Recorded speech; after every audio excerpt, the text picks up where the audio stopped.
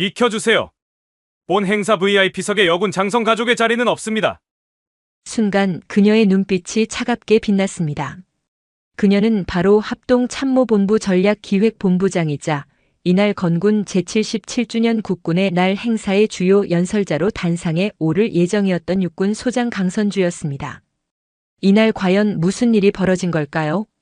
가을의 문턱을 막 넘어선 하늘은 거짓말처럼 맑고 높았다. 화선지에 푸른 물감을 풀어놓은 듯한 창공 아래 대한민국 국군의 심장부인 계룡대는 그 어느 때보다 장엄한 위용을 뽐내고 있었다. 건군 제77주년 국군의 날 기념행사. 1년 중 군이 가장 화려하게 빛나는 단 하루를 위해 연병장은 거대한 무대가 되어 있었다. 오와 열을 맞춰 도열한 각 군의 의장대는 눈을 의심할 만큼 미동조차 없었고 그들의 칼과 총의 금속 장식은 가을 햇살을 받아 서슬 퍼런 빛을 뿜어냈다. 연병장 한쪽에는 K2 흑표 전차와 K9 자주포를 비롯한 육군의 강철 기갑이 대지를 짓누르듯 버티고 섰고 머리 위로는 잠시 후 있을 공군 블랙이글스의 에어쇼를 위해 그려질 보이지 않는 항로가 펼쳐져 있었다. 행사장 중앙에 마련된 VIP석은 대한민국의 오늘을 움직이는 인물들로 가득했다. 대통령과 국회의장, 대법원장과 같은 산부 요인을 필두로 각 부처의 장관들과 국회 국방위원회 소속 의원들, 그리고 역대 국방부 장관과 합참의장들이 자리를 빛냈다. 그들 사이로 빛나는 별들이 자리하고 있었다. 바로 대한민국 국군을 이끄는 현역 장성들이었다. 그 중에서도 유독 눈에 띄는 인물이 있었다. 합동참모본부 전략기획본부장, 육군 소장 강선주. 그녀는 올해 52세로 육군사관학교 출신 최초의 여성 전투병과 장군이자 현재 합참의 핵심 보직을 맡고 있는 입지전적인 인물이었다. 야전에서는 남성 군인들도 혀를 내두를 정도의 강인한 지휘관이었고 정책부서에서는 그 누구보다 날카롭고 논리적인 전략가였다. 그녀의 어깨에 달린 두 개의 은빛별은 지난 30년간 그녀가 조국을 위해 바친 피와 땀 그리고 수많은 편견과 싸워 이겨낸 상처의 훈장이었다. 오늘 그녀는 군인이 아닌 한 가족의 아내이자 어머니로서 이 자리에 가족들을 초대했다. 남편인 대학 교수 박진우와 올해 대학생이 된 딸 박하늘. 그녀가 치열한 군 생활을 버텨낼 수 있었던 가장 든든한 버팀목이었다. 이야, 정말 대단하다. 당신이 저기 저 수많은 군인들을 지휘하는 사람 중 한 명이라는 게 아직도 실감이 안 나. 남편 박진우가 감탄 어린 목소리로 속삭였다. 그의 눈에는 아내에 대한 자랑스러움과 존경이 가득 담겨 있었다. 엄마 진짜 멋있어. 공군 아저씨들 비행기는 언제 나와? 딸 하늘은 마치 소풍이라도 온 아이처럼 들떠 있었다. 강선주는 그런 가족들의 모습을 보며 희미하게 미소 지었다. 늘 군복과 전투화에 익숙했던 그녀에게 오늘만큼은 화사한 정장을 차려입은 가족들의 모습이 낯설면서도 가슴 벅찼다. 자, 이쪽입니다. 합참 전략기획본부장님 가족분들이시죠? 행사 안내를 맡은 장교가 그들을 VIP석 입구로 안내했다. 강선주는 잠시 후 연단에 오를 예정이었기에 가족들을 먼저 자리에 들여보내야 했다. 그녀의 가족에게 배정된 좌석은 VIP석 중에서도 가장 앞쪽 장성 가족들을 위해 마련된 구역이었다. 박진우와 박하늘이 안내 장교를 따라 입구로 들어서려는 순간이었다. 잠시만 실례하겠습니다. 낮고 단호한 목소리가 그들의 앞을 가로막았다. 목소리의 주인은 행사장의 질서 유지를 책임지고 있는 육군 본부 소속 김민석 중령이었다. 갓 달인 듯 주름 하나 없는 전투복, 한치의 오차도 없이 날이 선 전투모, 그리고 그의 표정은 마치 잘 벼린 칼날처럼 냉정하고 단단했다. 무슨 일이십니까, 김중령? 안내 장교가 당황하며 물었다. 김민석 중령은 안내 장교에게는 눈길도 주지 않은 채 박진우와 박하늘을 위아래로 훑어보았다. 그의 시선은 탐색이라기보다는 확인에 가까웠다. 그는 손에 들고 있던 좌석 배치도를 다시 한번 확인하고는 딱딱한 어조로 말했다.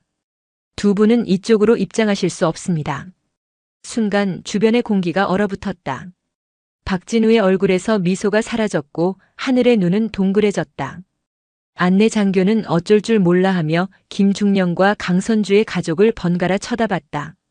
네? 무슨 말씀이신지.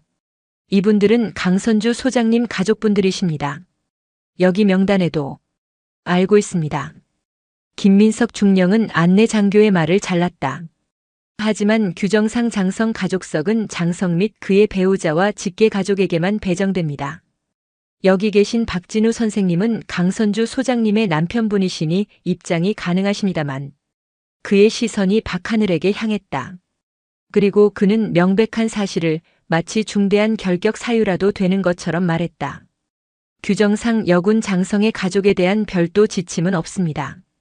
그 말은 마치 망치처럼 강선주의 뒤통수를 내리쳤다. 여군 장성의 가족에 대한 별도 지침은 없다. 그 말의 의미를 해석하는 데는 그리 오랜 시간이 걸리지 않았다. 이 VIP석의 규정은 오직 남성 장군을 기준으로 만들어졌다는 뜻이었다. 장군의 배우자는 당연히 아내일 것이고 따라서 남편인 박진우는 입장이 가능하지만 그 외의 가족에 대해서는 고려조차 되어 있지 않다는 의미였다. 30년을 군에 몸담았고 합참의 본부장이며 대통령 앞에서 연설을 할 예정인 자신조차도 이 보이지 않는 벽 앞에서는 예외이자 별종에 불과했다. 박진우가 먼저 입을 열었다. 그의 목소리는 분노로 미세하게 떨리고 있었다. 지금 그게 무슨 말입니까? 내 아내는 육군 소장이고 여기는 내 딸입니다. 그런데 들어갈 수 없다니 이게 상식적으로 말이 되는 소리입니까? 죄송합니다만 저는 규정에 따라 임무를 수행하고 있을 뿐입니다. 현장 지침이 그렇습니다. 김민석 중령은 감정의 동요 하나 없이 대답했다. 그의 눈에는 규정이라는 두 글자 외에는 아무것도 담겨 있지 않았다. 규정이요? 그 규정이 잘못됐다고는 생각 안 해보셨습니까? 지금이 어느 시대인데 장군의 성별에 따라 가족의 대우가 달라집니다. 하늘이도 참지 못하고 소리쳤다. 하지만 김중령은 꿈쩍도 하지 않았다. 그는 마치 감정이 거세된 기계처럼 같은 말만 반복했다. 정해진 절차이니 협조해 주시기 바랍니다. 소란을 피우시면 행사에 방해가 됩니다. 바로 그때였다. 뒤에서 묵묵히 상황을 지켜보던 강선주가 앞으로 나섰다. 그녀의 등장은 그 자체만으로도 엄청난 무게감을 자아냈다. 그녀의 어깨에 달린 별 2개가 가을 햇살에 번쩍였다. 그녀는 김민석 중령의 눈을 똑바로 바라보았다. 그녀의 눈빛은 분노나 슬픔보다는 깊이를 알 수 없는 차가운 심연에 가까웠다. 김중령. 그녀의 목소리는 낮고 조용했지만 그 안에 담긴 힘은 주변의 모든 소음을 압도했다. 충성. 소장님. 김민석 중령은 그제야 강선주를 발견한 듯 반사적으로 경례를 붙였다. 그의 등줄기에 식은땀 한 줄기가 흐르는 것이 느껴졌다. 강선주는 그의 경례를 받지 않았다. 대신 다시 한번 물었다. 방금 한 말 다시 한번 해보게. 내 가족이 저곳에 들어갈 수 없는 이유가 뭐라고 했나? 소장님 송구하오나 행사 운영 지침에 따른 조치입니다. 여군 장성 가족의 VIP석 착석에 대한 명확한 가이드라인이 됐네. 강선주는 그의 말을 끊었다. 그녀는 더 이상 이 무의미한 실랑이를 이어갈 생각이 없었다. 그녀는 남편과 딸을 돌아보았다. 두 사람의 얼굴에는 분노와 실망 그리고 어머니이자 아내에 대한 안타까움이 뒤섞여 있었다. 그 표정을 보는 순간 강선주의 가슴 속에서 무언가 툭 하고 끊어지는 소리가 났다. 30년이었다. 여생도라는 이유로 동기들보다 몇 배는 더 노력해야 했던 생도 시절. 첫 차대 배치 후 여자는 지휘관으로 인정 못한다며 노골적으로 반기를 들던 부사관들. 회식 자리마다 당연하다는 듯 따라붙던 음담 패설과 성희롱. 임신과 출산으로 경력이 단절될 것이라는 수군거림. 이 모든 것을 이겨내고 유리천장을 깨부수며 여기까지 왔다. 대한민국 최초의 전투병과 여성 장군.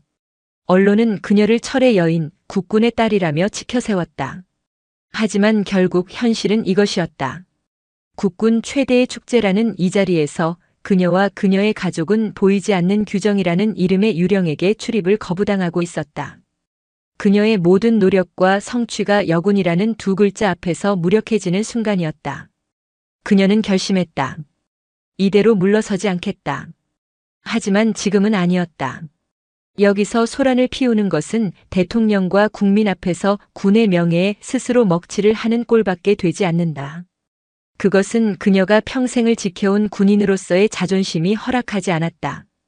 강선주는 남편의 손을 꼭 잡았다. 여보, 하늘아.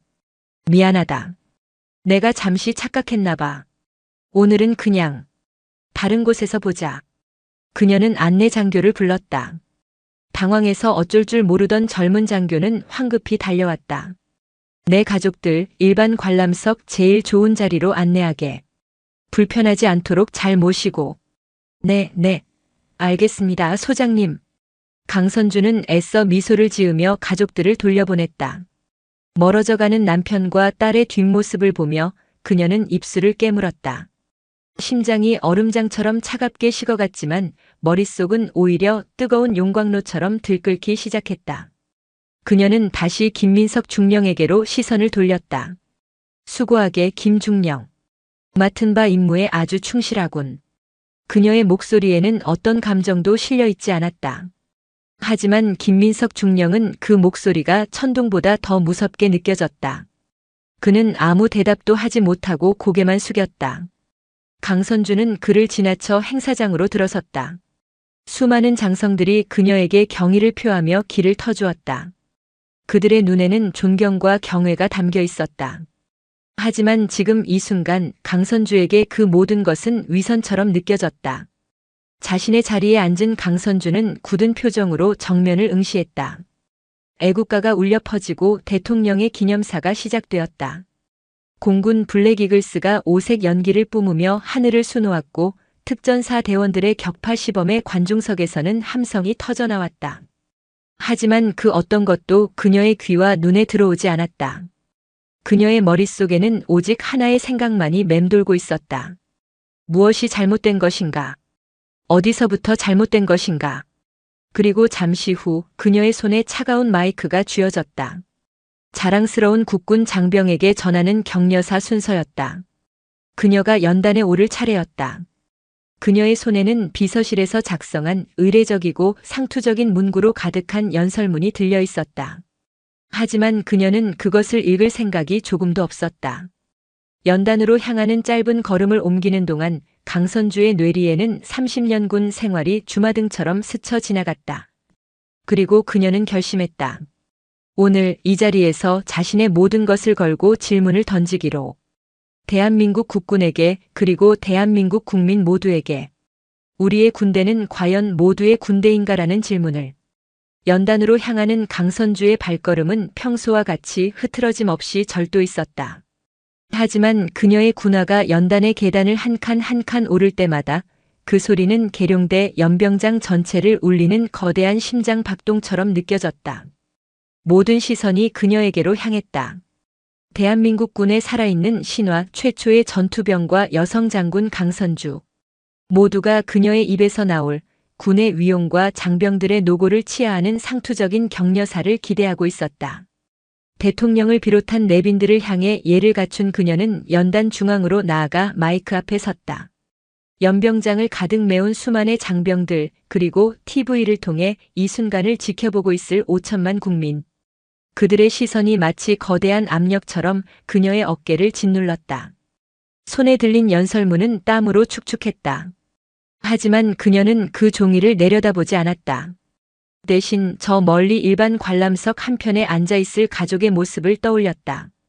그리고 오늘 아침 거울 앞에서 군복을 입으며 스스로에게 했던 다짐을 생각했다. 조국과 국민에게 부끄럽지 않은 군인이 되자. 깊은 숨을 한 번 내쉰 강선주가 입을 열었다. 그녀의 목소리는 떨림 없이 단단하고 명료하게 마이크를 통해 연병장 전체로 퍼져나갔다. 존경하는 대통령님과 내외 귀빈 여러분, 그리고 이 자리를 빛내주고 계신 자랑스러운 국군 장병과 국민 여러분. 합동참모본부 전략기획본부장, 육군 소장 강선주입니다. 정석적인 시작이었다. 모두가 고개를 끄덕이며 다음 말을 기다렸다. 비서실에서 작성해준 연설문의 다음 구절은 이러했다. 오늘 건군 제77주년을 맞이하여 우리 군은 그 어느 때보다 강한 힘으로 대한민국의 자유와 평화를 수호하고 있습니다. 하지만 강선주의 입에서는 전혀 다른 말이 흘러나왔다. 저는 오늘 이 자리에서 여러분께 한 가지 질문을 드리고자 합니다. 순간 장내에 미묘한 정적이 흘렀다. 예상치 못한 전개였다. VIP석에 앉아있던 국방부 장관과 합참의장의 얼굴에 당혹감이 스쳐 지나갔다. 대한민국 헌법 제5조 2항은 국군은 국가의 안전보장과 국토방위의 신성한 의무를 수행함을 사명으로 하며 그 정치적 중립성은 준수된다고 명시하고 있습니다. 또한 병역법은 대한민국 국민인 모든 남성에게 병역의 의무를 부과하고 있으며 수많은 여성들 또한 조국을 위해 기꺼이 군인의 길을 선택하고 있습니다. 그렇습니다. 우리 국군은 국민의 군대입니다. 그녀는 잠시 말을 멈추고 연병장을 천천히 둘러보았다. 하지만 저는 오늘 감히 묻고 싶습니다. 우리의 군대는 과연 모든 국민의 군대입니까? 질문은 칼날이 되어 나라와 행사장의 심장에 박혔다. 모든이라는 단어에 실린 무게는 그 자리에 있는 모두를 긴장시켰다. 방송 카메라 감독들은 약속이나 한 듯 강선주의 얼굴을 타이트하게 클로즈업했다. 저는 오늘 이 영광스러운 자리에 저의 가족을 초대했습니다. 지난 30년간 제가 군인으로서의 사명을 다할 수 있도록 묵묵히 저를 지지해준 사랑하는 남편과 딸입니다. 저는 제 가족에게 제가 평생을 바친 국군이 얼마나 자랑스럽고 늠름한지를 보여주고 싶었습니다. 그녀의 목소리가 미세하게 떨리기 시작했다. 그것은 나약함의 떨림이 아니라 억눌러왔던 거대한 분노가 표면으로 터져나오기 직전의 전율이었다. 하지만 저의 가족은 잠시 전 이 행사장 입구에서 출입을 제지당했습니다. 쿵. VIP석에 앉아있던 누군가의 심장이 내려앉는 소리가 들리는 듯 했다. 국방부 장관의 얼굴은 하얗게 질렸고 합참의장은 마른 침을 삼켰다. 현장 통제를 맡고 있던 육군본부 작전참모부장 역시 사색이 되어 자리에서 일어날 듯 말 듯 엉덩이를 들썩였다. 이유는 간단했습니다. 제가 여군이기 때문이었습니다. 이 행사의 VIP 가족석 규정에는 여군 장성의 가족에 대한 조항이 마련되어 있지 않았기 때문입니다. 즉 장군이란 당연히 남자여야 하고 그의 배우자는 당연히 여자여야 한다는 전제가 이 규정의 바탕에 깔려 있었던 것입니다. 폭탄 선언이었다. 장내의 모든 소음이 증발했다. 바람 소리마저 들리지 않았다. 오직 강선주의 목소리만이 연병장을 지배했다. 저는 지난 30년간 단 한 번도 제가 여군이라는 사실을 잊어본 적이 없습니다. 남자 동기들보다 체력이 뒤처지지 않기 위해 매일 새벽 5시에 일어나 10km를 달렸고 여자는 지휘관으로 인정 못한다는 부하들 앞에서 진심을 보이기 위해 그들의 경조사를 일일이 챙기며 밤새 술잔을 기울였습니다. 회식 자리에 성희롱은 못 들은 척 넘겨야 했고 임신했을 때는 전투복이 맞지 않아 사비로 군복을 수선해 입으며 만삭의 몸으로 훈련을 지휘했습니다. 저는 그 모든 순간을 조국을 위한 당연한 희생이라 여겼습니다. 여자가 아닌 군인 강선주로 인정받기 위한 통과 의례라고 생각했습니다. 그녀의 눈시울이 붉어졌다. 하지만 눈물은 흐르지 않았다. 그렇게 저는 별을 달았습니다. 제 어깨의 이 별이 이제는 저와 같은 길을 걷는 후배 여군들에게는 더 이상 차별이 존재하지 않는다는 증거가 되기를 바랐습니다.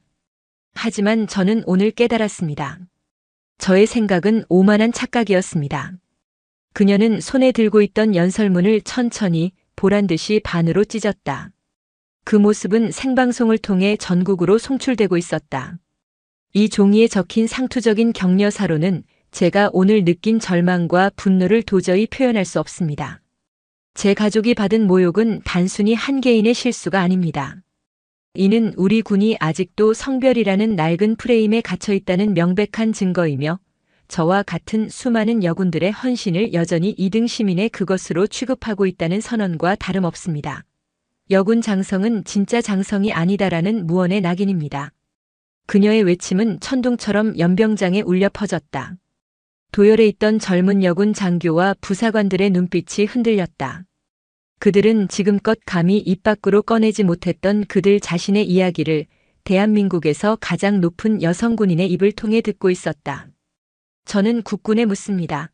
언제까지 성별을 기준으로 우리의 동료를 차별할 것입니까? 저는 국민 여러분께 호소합니다. 여러분의 아들이자 딸인 우리 군인들이 성별 때문에 부당한 대우를 받는 이런 현실을 언제까지 외면하시겠습니까? 진정한 국민의 군대란 그 구성원 모두가 성별, 출신, 배경에 관계없이 오직 능력과 헌신으로만 평가받는 군대여야 합니다. 오늘 이 자리에서 벌어진 이 부끄러운 사건이 우리 군이 진정한 선진 강군으로 거듭나기 위한 성찰의 계기가 되기를 바랍니다. 마지막 말을 마친 강선주는 찢어진 연설문을 연단 위에 내려놓고 경례도 없이 돌아서서 내려왔다. 행사장은 그야말로 아수라장이 되었다.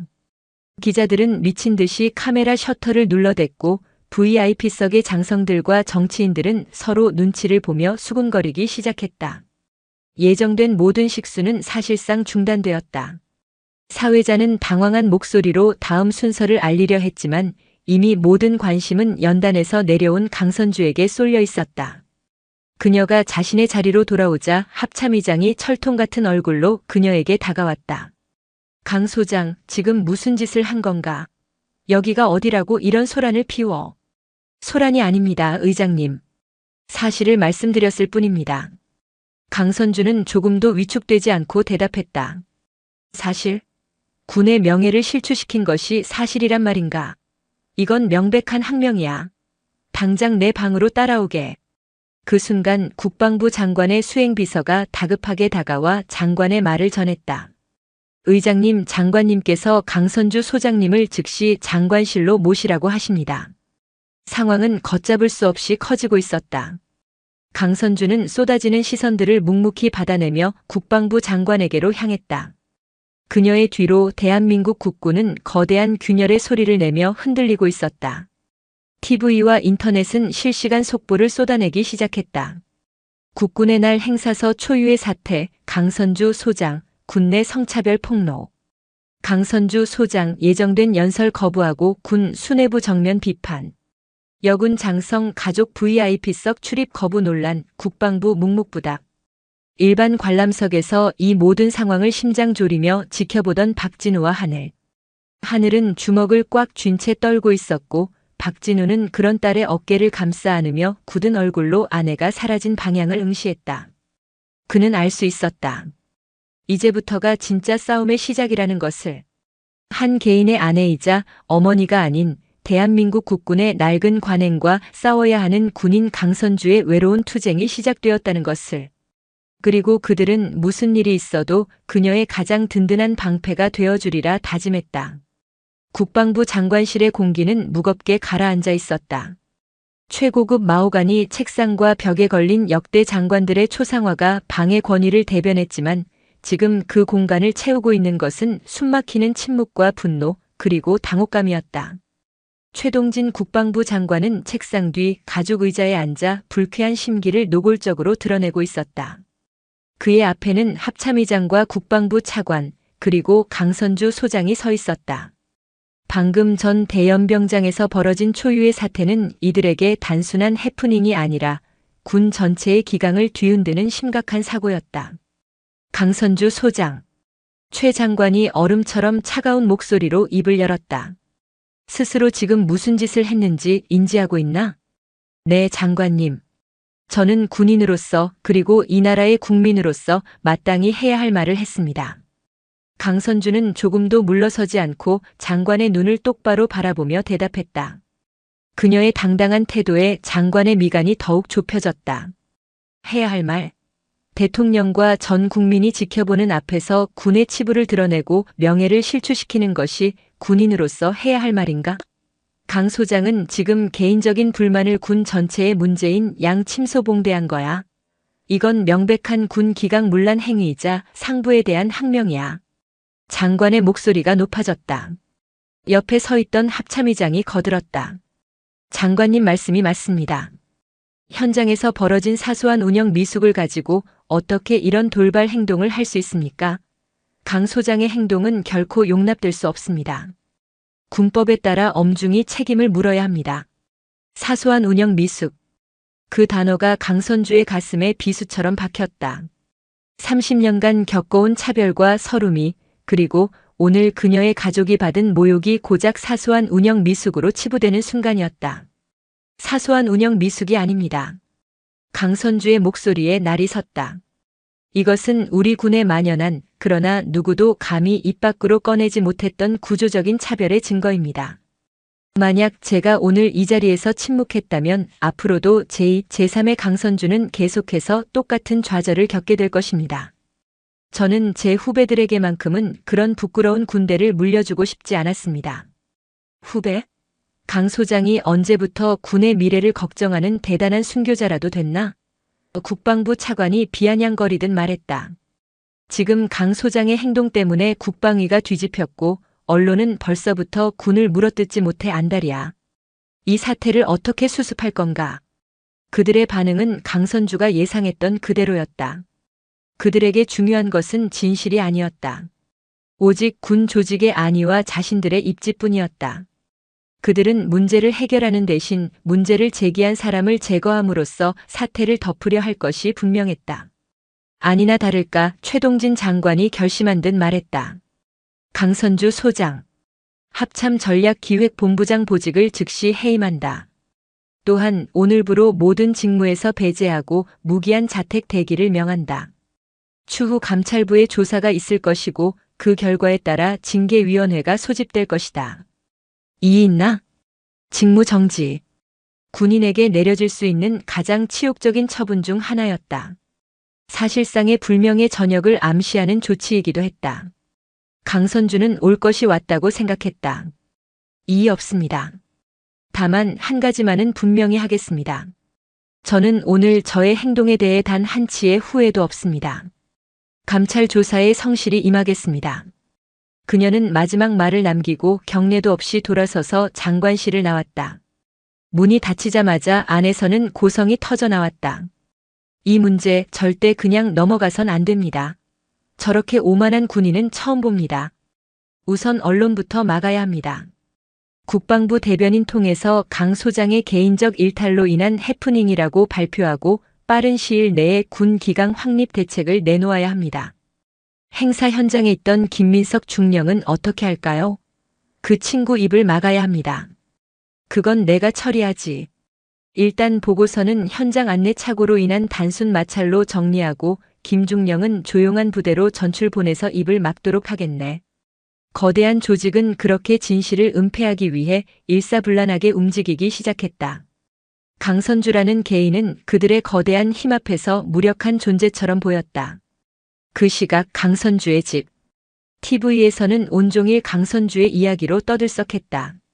보수 농객들은 그녀를 군 조직의 위계를 무너뜨린 선동가로 몰아세웠고 진보 진영에서는 군내 성평등의 신호탄을 쏘아 올린 영웅으로 치켜세웠다. 인터넷 커뮤니티는 익명의 군인들이 쏟아내는 갑론을박으로 전쟁터가 되었다. 강선주는 군복을 벗고 평상복으로 갈아입은 채 묵묵히 소파에 앉아 있었다. 남편 박진우는 그녀의 옆에 앉아 조용히 그녀의 손을 잡아주었고 딸 하늘은 뜨거운 차를 타와 그녀에게 건넸다. 엄마, 괜찮아? 하늘이 조심스럽게 물었다. 강선주는 희미하게 웃으며 딸의 머리를 쓰다듬었다. 그럼, 엄마는 괜찮아. 괜찮긴 뭐가 괜찮아. 얼굴이 반쪽이 됐는데. 박진우가 안타까운 목소리로 말했다. 오늘 당신 연설 정말 대단했어. 당신이 내 아내라는 게 이렇게 자랑스러울 수가 없어. 하지만 앞으로가 걱정이야. 저 사람들이 당신을 가만두지 않을 거야. 알고 있어요. 강선주가 남편의 손을 마주 잡았다. 어쩌면 군복을 벗어야 할지도 모르죠. 하지만 괜찮아요. 나는 내 모든 것을 걸고 싸울 준비가 되어 있으니까. 당신과 하늘이만 내 곁에 있어 준다면 나는 아무것도 두렵지 않아. 그녀의 말에 박진우와 하늘의 눈시울이 붉어졌다. 그들은 말없이 서로를 부둥켜 안았다. 거대한 폭풍이 그들의 가정을 덮쳐오고 있었지만 그들의 사랑과 믿음은 그 폭풍을 이겨낼 단단한 방파제가 되어주고 있었다. 며칠 후 국방부의 공식 발표가 나왔다. 예상대로였다. 국군의 날 행사소라는 강선주 소장의 개인적이고 돌발적인 행동으로 빚어진 해프닝이었으며 군 내부의 조직적인 성차별은 존재하지 않는다고 밝혔다. 또한 강 소장의 건강상의 문제와 과도한 스트레스가 판단 착오를 일으킨 것으로 보인다며 그녀를 정신적으로 문제가 있는 사람인 것처럼 몰아갔다. 현장에 있던 김민석 중령은 규정숙지 미숙으로 경징계를 받고 강원도 최전방의 한 부대로 발령이 났다.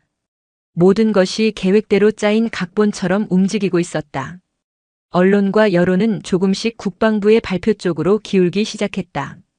강선주는 외부와의 모든 접촉이 차단된 채 집에서 고립되어 갔다. 그녀는 혼자가 되었다. 거대한 국방부라는 골리앗 앞에 선 다윗처럼 보였다. 하지만 그들은 한 가지 사실을 간과하고 있었다. 강선주는 혼자가 아니었다. 그녀의 용기 있는 외침은 보이지 않는 곳에서 수많은 사람들의 마음을 움직이고 있었다. 그녀를 지지하는 시민단체들이 자발적으로 강선주 소장 부당 징계 반대 서명 운동을 시작했고 몇몇 양심적인 언론인들은 국방부의 발표를 의심하며 끈질기게 진실을 추적하기 시작했다. 그리고 가장 결정적인 변화는 아무도 예상치 못한 곳에서 시작되고 있었다. 강원도 철원의 한적한 부대 관사. 김민석 중령은 밤마다 잠을 이루지 못하고 있었다. 그의 머릿속에서는 국군의 날 자신을 똑바로 바라보던 강선주 소장의 그 차가운 눈빛이 떠나지 않았다. 수고하게 김중령. 맡은 바 임무에 아주 충실하군. 그 말은 칭찬이 아니었다. 영혼 없는 군인이라는 낙인이었다. 그는 평생을 군인으로 살아왔다. 규정과 명령에 죽고 사는 것이 군인의 미덕이라 배워왔다. 하지만 강선주 소장의 외침은 그의 신념을 송두리째 흔들어 놓았다. 무엇이 옳은 것인가? 조직의 안정을 위해 불의에 눈감는 것이 충성인가? 아니면 불의에 맞서 진실을 외치는 것이 진정한 명예인가? 그의 아내가 조용히 그의 옆에 앉았다. 여보, 아직도 그 일 때문에 그래요? 내가 비겁한 놈 같아서 그래. 내 손으로 쓴 보고서가 한 사람의 인생을 송두리째 망가뜨리고 있어. 평생을 존경해왔던 분인데. 그럼 지금이라도 바로잡으면 되잖아요. 아내의 말에 김민석은 고개를 저었다. 어떻게? 나는 이미 그들의 공범이야. 이제 와서 진실을 밝힌다고 해도 아무도 내 말을 믿어주지 않을 거야. 나만 군복을 벗게 되겠지. 군복 벗는 게 그렇게 중요해요? 당신의 양심보다 당신 아들, 딸에게 부끄럽지 않은 아버지가 되는 것보다 더 중요하냐고요. 당신이 평생 입에 달고 살던 말이 있잖아요. 군인은 명예를 먹고 산다고. 지금 당신의 명예는 어디에 있나요? 아내의 질책은 그의 심장을 꿰뚫었다. 그는 괴로웠다. 이대로 침묵하면 남은 군 생활은 보장될 것이다. 하지만 평생을 양심의 가책 속에서 살아야 할 것이다. 진실을 밝히면 모든 것을 잃게 될 것이다. 하지만 적어도 자기 자신에게 그리고 가족에게 떳떳할 수는 있을 것이다. 며칠 밤낮을 고뇌하던 김민석은 마침내 결심을 굳혔다. 그는 떨리는 손으로 전화기를 들었다. 그리고 낯선 번호를 눌렀다. 네, 국회 국방위원회입니다. 저 육군본부 김민석 중령입니다. 다름이 아니라 국군의 날 사건과 관련해서 드릴 말씀이 있습니다. 전화기 너머로 새로운 폭풍이 몰려오고 있었다. 이번 폭풍의 진원지는 국방부가 아닌 국회였다. 강선주가 쏘아 올린 작은 공은 이제 누구도 막을 수 없는 거대한 눈덩이가 되어 굴러가기 시작했다. 김민석 중령의 전화 한 통은 고요한 호수에 던져진 거대한 바위와 같았다. 그가 접촉한 국회 국방위원회 소속의 야당 간사 박정훈 의원은 군 장성 출신의 삼선 의원으로 군 내부의 부조리에 대해 그 누구보다 날카로운 문제의식을 가지고 있던 인물이었다. 그는 김중령의 제보가 단순한 내부 고발을 넘어 군 전체를 개혁할 수 있는 기폭제가 될 것임을 직감했다. 박 의원의 움직임은 신속하고 단호했다. 그는 즉시 국방부에 대한 국정감사 특별위원회 소집을 요구했고 여야는 강선주 소장 사태에 대한 국민적 관심이 최고조에 달한 상황에서 이를 거부할 명분이 없었다. 마침내 국방부 장관 합참의장 그리고 사태의 핵심 증인인 강선주 소장과 김민석 중령의 출석이 의결되었다. 국정감사 소식은 대한민국을 다시 한번 들끓게 했다. 이제 싸움의 무대는 국방부의 닫힌 회의실이 아닌 전 국민이 지켜보는 국회 청문회장으로 옮겨졌다. 직무 정지 명령 이후 강선주의 집은 거대한 정보 분석실이자 작전 상황실로 변해 있었다. 남편 박진우는 학교에 휴직계를 냈다. 저명한 사회학자인 그는 아내의 싸움이 단순히 개인의 명예회복이 아닌 한국 사회의 뿌리 깊은 가부장제와 조직 내 성차별에 대한 중요한 학술적 케이스임을 인지하고 있었다. 그는 국내외의 관련 논문과 판례를 수집하고 아내가 국정감사에서 펼칠 논리를 체계적으로 다듬어 주었다. 여보, 저들의 주된 공격 루트는 두 가지가 될 거야.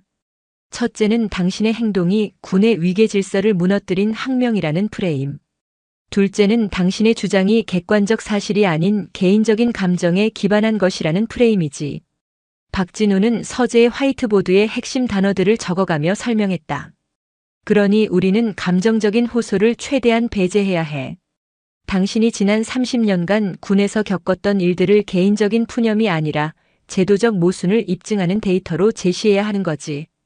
언제, 어디서, 누가, 어떤 상황에서 어떤 규정을 근거로 차별적 대우를 했는지. 최대한 건조하고 객관적으로. 강선주는 남편의 분석에 고개를 끄덕였다.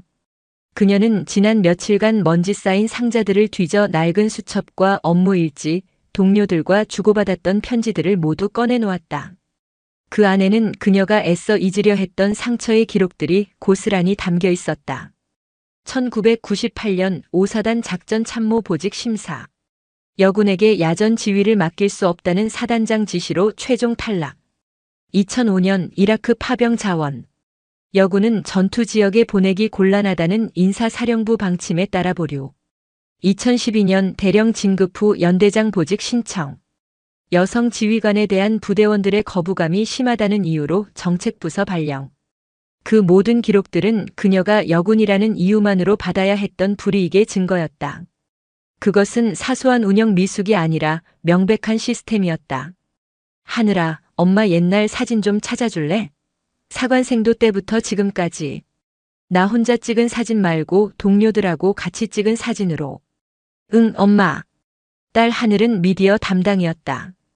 그녀는 어머니의 옛 사진들을 스캔하고 관련 뉴스 기사들을 스크랩하며 증언 자료를 디지털로 정리했다.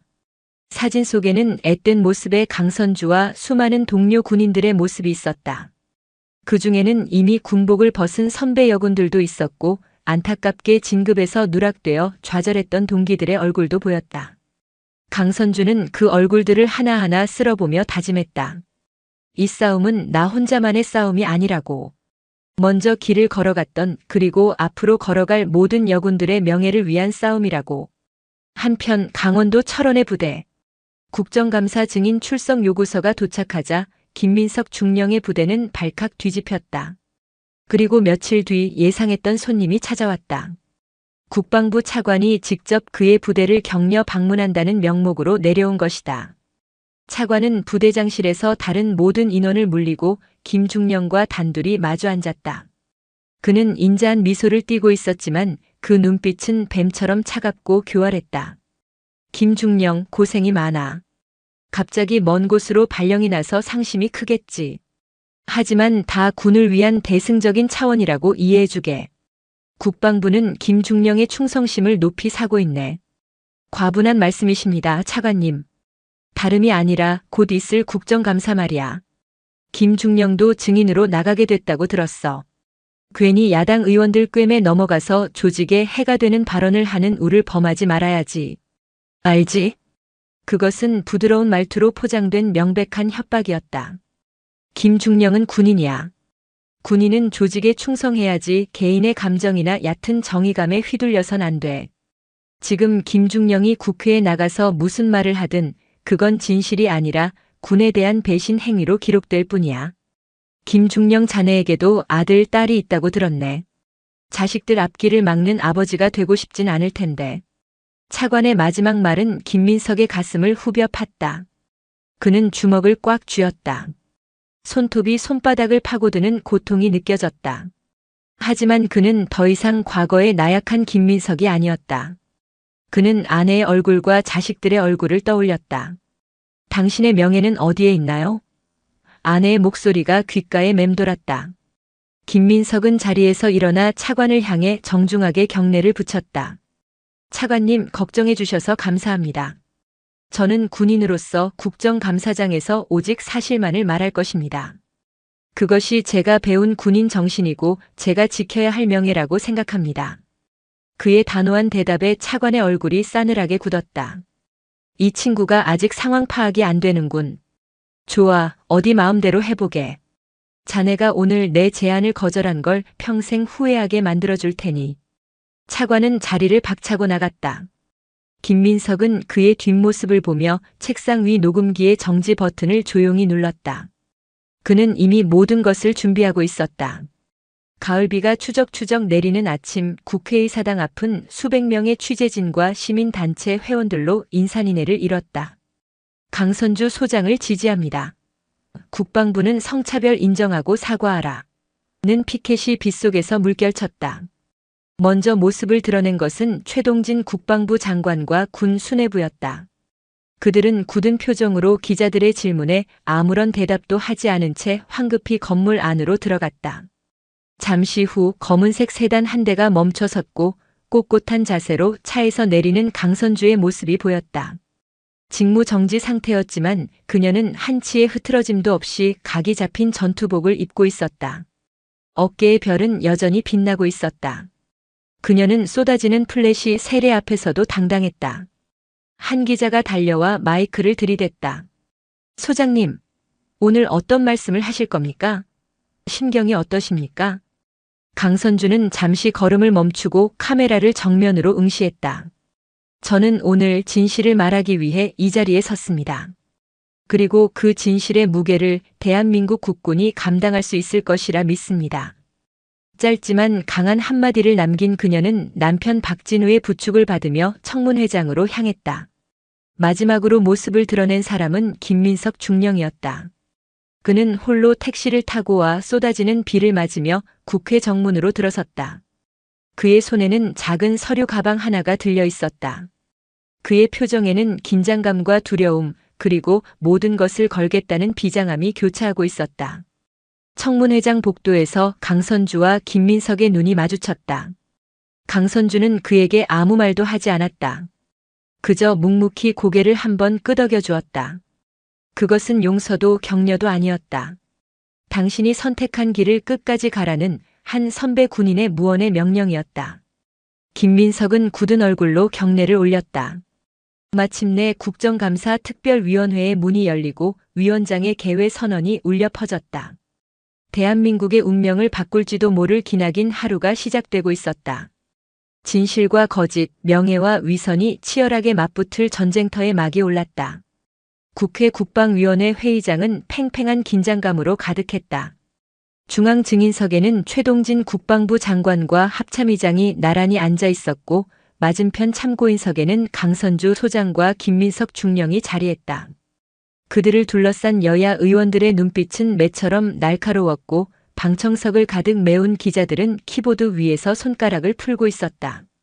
오전 질의는 예상대로 국방부의 논리대로 흘러갔다. 여당 의원들은 강선주 소장의 개인적 일탈을 부각하며 군의 명예를 실추시킨 점을 집중적으로 공격했다. 강선주 증인. 증인은 대한민국 육군 소장입니다. 일개 개인의 불만을 해소하기 위해 전 국민이 지켜보는 국가적 행사를 망친 행위가 과연 장성으로서 올바른 처신이었다고 생각하십니까? 강선주는 담담하게 마이크를 잡았다. 의원님, 저는 개인의 불만을 이야기한 것이 아닙니다. 군이라는 조직이 가진 구조적 모순에 대해 말씀드린 것입니다. 만약 제 가족이 겪은 일이 정말 사소한 운영 미숙이었다면 국방부는 왜 공식적인 재발 방지 약속 대신 저에 대한 직무 정지라는 징계부터 내렸습니까? 문제를 해결하기보다 문제를 제기한 사람의 입을 막으려 했던 것은 아닙니까? 그녀의 논리 정연한 반박에 여당 의원은 잠시 말을 잃었다. 하지만 이내 다른 의원이 공격을 이어갔다. 증인의 주장은 객관적 증거가 부족한 지극히 개인적이고 감정적인 판단 아닙니까? 지난 30년간 여군이라는 이유로 부당한 대우를 받았다는 주장을 입증할 수 있습니까? 바로 그 순간이었다. 강선주는 준비해온 서류 더미를 꺼내들었다. 입증하겠습니다. 이것은 제 지난 30년 군 생활의 기록입니다. 1998년 5사단 작전 참모 보직 심사 당시 사단장이었던 오호 장군이 여군에게 야전 지휘를 맡길 수 없다고 발언한 회의록 사본입니다. 2005년 이라크 파병 지원 당시 인사사령부가 여군은 전투 지역 배제라는 내부 방침을 저에게 통보했던 공문입니다. 2012년 연대장 보직 심사 당시 저에 대한 부대원들의 평판이 최고 등급이었음에도 불구하고 여성 지휘관에 대한 정서적 거부감이라는 불분명한 이유로 저를 탈락시킨 인사위원회의 심사 결과 보고서입니다. 강선주가 제시하는 증거들은 하나같이 명백하고 구체적이었다. 회의장 곳곳에서 술렁임이 터져나왔다. 국방부 장관과 합참의장의 얼굴은 굳어졌다. 그들은 강선주가 이렇게까지 철저하게 준비했을 것이라고는 예상하지 못했던 것이다. 오후 질의의 주인공은 김민석 중령이었다. 야당 간사인 박정훈 의원이 그를 신문하기 시작했다. 김민석 증인 국군의 날 당시 상황에 대해 다시 한번 정확하게 증언해 주시기 바랍니다. 증인이 강선주 소장의 가족을 제지한 것은 증인의 개인적인 판단이었습니까? 아니면 상부의 지시가 있었습니까? 김민석은 떨리는 목소리로 하지만 분명하게 대답했다. 상부의 지시가 있었습니다. 그 한마디에 회의장은 찬물을 끼얹은 듯 조용해졌다. 행사 며칠 전 육군본부 작전참모부장 주관으로 열린 준비회의에서 여군 장성 가족의 의전은 남군 장성 가족에 준하지 않는다는 지침이 구두로 하달되었습니다. VIP석 배치와 관련하여 혼선이 생기지 않도록 하라는 구체적인 지시도 있었습니다. 그렇다면 증인이 국방부 감찰에 제출했던 현장 안내 착오로 인한 단순 마찰이라는 보고서는 허위였다는 것을 인정하십니까? 인정합니다. 죄송합니다. 김민석은 고개를 숙였다. 누가 허위 보고서 작성을 지시했습니까? 박정훈 의원의 목소리가 날카로워졌다. 김민석은 잠시 망설였다. 그의 시선이 국방부 차관이 앉아있는 방청석으로 향했다. 차관은 그를 잡아먹을 듯한 눈으로 노려보고 있었다. 김민석은 눈을 질끈 감았다. 그리고 모든 것을 내려놓은 듯 입을 열었다. 국방부 차관께서 직접 지시하셨습니다. 폭탄이 터졌다. 회의장은 아수라장이 되었다. 기자들은 미친 듯이 노트북을 두드려댔고 의원들은 자리에서 일어나 고성을 질렀다. 거짓말. 저자가 지금 위증을 하고 있습니다. 국방부 차관 당장 증인석으로 나오시오. 김민석은 멈추지 않았다. 그는 품속에서 작은 녹음기를 꺼내들었다. 또한 차관께서는 며칠 전 제부대로 직접 찾아와 국정감사에서 거짓 증언을 할 것을 종용하고 협박했습니다. 그 증거로 당시 대화 내용을 모두 녹음해 두었습니다. 그가 녹음기의 재생 버튼을 누르자 회의장에는 며칠 전 부대장실에서 오갔던 차관의 목소리가 생생하게 울려 퍼졌다. 김중령은 군인이야. 군인은 조직에 충성해야지. 자식들 앞길을 막는 아버지가 되고 싶진 않을 텐데. 더 이상 변명의 여지가 없었다. 국방부가 이 사건을 조직적으로 은폐하고 조작하려 했다는 명백한 증거가 전 국민 앞에 드러나는 순간이었다. 최동진 국방부 장관은 고개를 숙인 채 아무 말도 하지 못했고 차관은 얼굴이 하얗게 질린 채 자리에 주저앉았다. 국정감사는 사실상 그것으로 끝이었다. 진실의 무게는 너무나도 무거웠고 거짓의 성벽은 힘없이 무너져 내렸다. 그날 저녁 대통령은 최동진 국방부 장관과 차관의 사표를 즉각 수리하고 강선주 소장 사태에 대해 대국민 사과 성명을 발표했다. 또한 군내 성차별 실태에 대한 전면적인 조사를 지시하고 재발 방지를 위한 범정부 차원의 대책위원회 구성을 약속했다. 강선주에 대한 직무 정지 명령은 즉각 철회되었다. 그녀는 다음 날 아침 다시 합참으로 출근했다. 그녀가 건물로 들어서자 수많은 동료 군인들이 복도에 도열하여 그녀에게 거수 경례를 붙였다. 그것은 상급자에 대한 의례적인 경례가 아니었다. 불의에 맞서 싸운 진정한 군인에 대한 존경과 감사의 표시였다. 특히 젊은 여군 장교들은 눈물을 흘리며 그녀의 이름을 연호했다. 그녀의 용기 있는 외침은 대한민국 국군을 송두리째 바꿔놓았다. 여군이라는 단어는 더 이상 소수자나 배려의 대상을 의미하지 않게 되었다. 오직 군인이라는 하나의 정체성만이 남았다. 성별에 따른 보직 제한 규정이 철폐되었고 육아와 경력을 병행할 수 있는 실질적인 제도들이 마련되기 시작했다. 하지만 강선주는 그 자리에 머무르지 않았다. 그녀는 군의 변화를 이끌어낸 영웅으로 남을 수도 있었지만 그것을 원치 않았다. 그녀는 명예로운 복직 후 얼마 지나지 않아 모두의 예상을 깨고 전역을 신청했다. 그녀의 전역식은 조촐하지만 의미 깊게 치러졌다.